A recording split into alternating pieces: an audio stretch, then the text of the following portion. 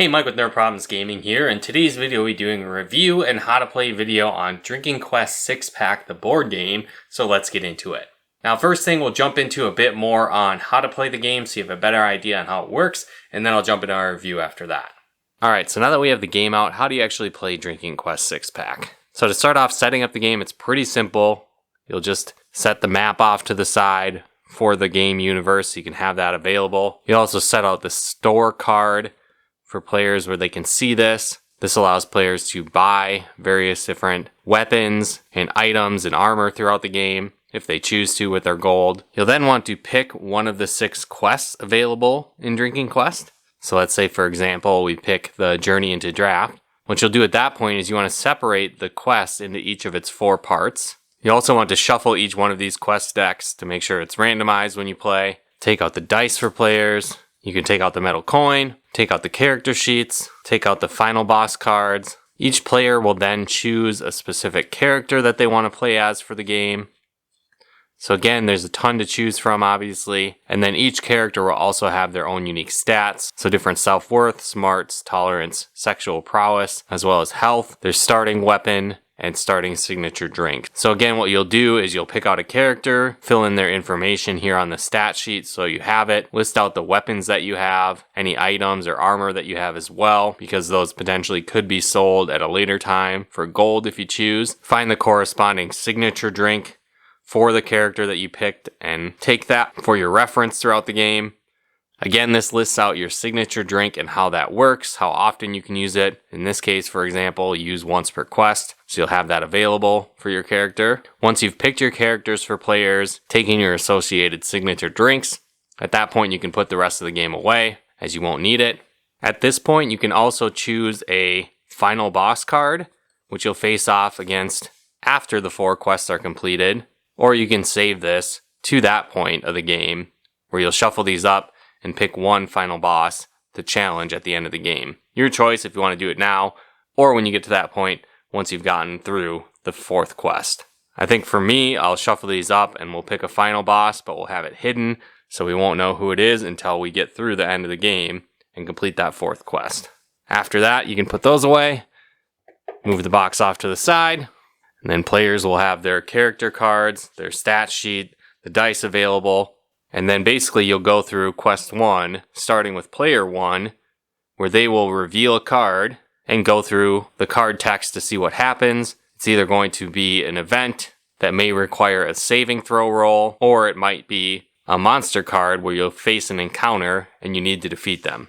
So how this works, you need to perform a saving throw, in this case, based on your self-worth. So what you would need to do is look at your self-worth on your character sheet here, as this is evolving throughout the game. But if you're just starting off, you could look at your base character card sheet. So in this case, the self-worth would be 10. And if that was reflected also on my character sheet, I would go with that number. So then what I would need to do is roll all 3 die and see if they add up to 10 or lower. So in this case, I got a 4, a 4, and a 5. So I've got a total of 13, which is higher than 10. So again, I have 2 options here. I can have a successful roll or a fail. Since I rolled a 13 in this case, but my self-worth was only 10, I failed. So in this case, I fell off the ship, the sea claims you, and you must chug your drink. If I would have been successful, I would have earned 100 coins. So once that event has been resolved, it would move on to the next player, and they would need to draw a card. So in this case, it happens to be a monster card, and when this happens, you need to initiate a battle.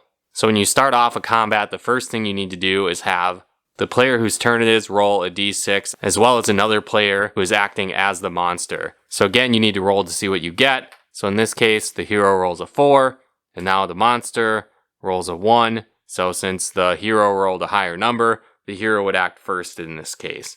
So again, looking at my hero sheet, they roll a d6 with their starting weapon. So I would roll this for damage. I did 5 damage in this case. And so I would look at the monster card. Their shield is a 0, meaning that they're not going to block any incoming damage. Their health is 1, so I did 5 damage. So this monster would be dead. The person would gain 9 coins and 1 experience in this case. Let's say, for example, though, the monster went first. In this case, they have a d4 for their attack. So I'd roll the d4 die. In this case, they rolled a 3. I would then look at my character card and see that the defense is 0, based on the initial number. However, if on my character sheet I had purchased any type of armor from the store, I might have an additional defense bonus that might block some incoming damage. But in this case I don't, so again the monster would deal 3 damage to my hero. Let's say I was just using my base numbers in this case of a health of 9, I would go down to 6 health, and then the hero would have a turn to attack. Now when it comes to combat, players will fight to the death, so they either defeat the enemy or they fail. If they fail and die, that player is forced to chug their drink, but from that point, the hero would fully restore their health and it would move on to the next player's turn. You would also discard the monster card, giving no experience to that player and no gold to that player as well. Now, play will continue until the entire quest deck is gone. At that point, you've finished the quest. Players then have the opportunity to visit the shop, and so you'll be able to buy various different weapon upgrades, potentially armor from the shop, or even potions, like a bellow ale that could heal your player. One thing to keep in mind though is that you can only buy equipment that has your corresponding character's picture by it. So for example, I couldn't buy a sword with a character that wasn't shown here. When you do buy an item, like a new weapon, you would simply replace that original weapon die on your weapon sheet. So again, swords for example, the initial one starts as a D6, then it would be a D6 plus 1, and then on up to a D8. Now another thing to note is that you can sell old equipment for half their value rounded down. So for example, let's say you wanted to upgrade to a more expensive sword, you could sell your currently equipped sword for half its price. So if I sold the Barfing Broadsword, which is normally priced at $200, I could get 100 coins back and use that towards purchasing a better weapon. Your characters will also be refilled to their maximum health in between quests before you start the next quest. Now again, you can do the final boss after completing all 4 of the quests. This is optional, you don't have to do this, but if you do, you would flip up the final boss card and then face off against the final boss. The difference with a final boss compared to a regular enemy is that all players will compete against this final boss together. So similar to other battles, you'll roll the initiative or the 6-sided die to see who goes first, either the final boss or the players. The key difference with this is that all the players will attack together, either before or after the final boss attacks, and the final boss won't attack again until all other players have gone. Now, one thing to note here is that the final boss has 4 different options of how they attack, and this will be random based on a die roll to see which happens.